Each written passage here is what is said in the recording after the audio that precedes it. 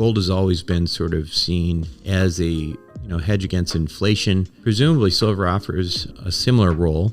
Actually, in some respects, if I think about it in practical terms, I would think it would even be a better hedge because there's a growing need for it as well, along with sort of this idea, the way that gold is money. Is silver money? Silver is money. Silver is money and across the globe. If you were to buy an American Eagle coin today, it has a face value. Okay, there's a price involved. Now, would you want to take a $50 gold coin and buy $36 worth of groceries, or a $10 silver coin and buy $5 worth of groceries? No, but it's legal tender. You can use it. So a lot of people do stack their portfolios with 2, 5, maybe even more of a percentage with gold and silver, hard assets, not Bitcoin, not some of these other dreamscape commodities that have just been dreamt up in the last few years, but hard assets, gold, silver, platinum, and palladium, all right? So people do diversify their portfolios with those. Now, that's not to say that these cryptocurrencies haven't made a dent in the speculative market for gold and silver. They have. I mean, I don't think we know exactly where that's going to end up.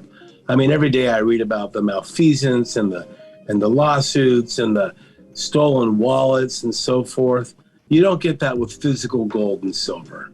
Okay, you just don't get that. But back to your original question, is silver a store of value? It is. It's been one for over 3,000 plus years.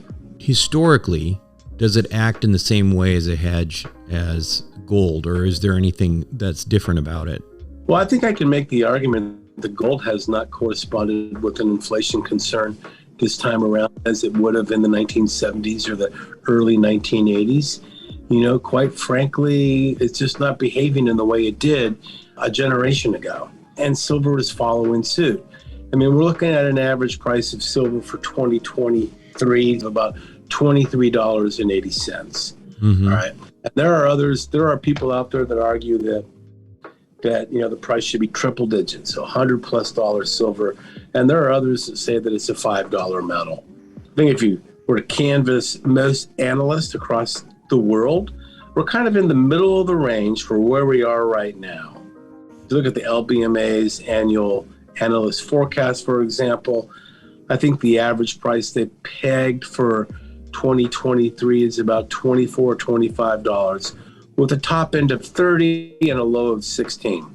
So I know that our producers would appreciate a higher price, sure, but I know at $24 and $25 as we speak today is healthy for them. Yeah. But they would appreciate a higher price. Let's put it that way. So what is your take on investing in silver in terms of does it actually have to be physical silver? Do you think ETFs are okay? I ask you because, some of the gold people that I've talked to are very adamant that it has to be physical gold. And, so I'm just curious where your take is on that for silver. Well, I mean, there are two schools of thoughts here. So people buy coins, they buy bars. They either store them themselves or they have a third-party custodian. You need a third-party custodian for purposes of an IRA account. But there are many people who like the convenience of an ETP, so an exchange-traded product, which only came on the market in 2006. So they're less than 20 years old. And that provided the convenience of an investor getting in and getting out of that investment on their own trading platforms or through a broker, much in the same way they do any other mutual fund or any equity that they may own. That silver is backed up, by the way, with physical silver in vaults that are run by custodians. Most of those vaults are in London, some are in the United States, but it's not a fake paper trade. There is actual silver there to back it up, as there is with gold.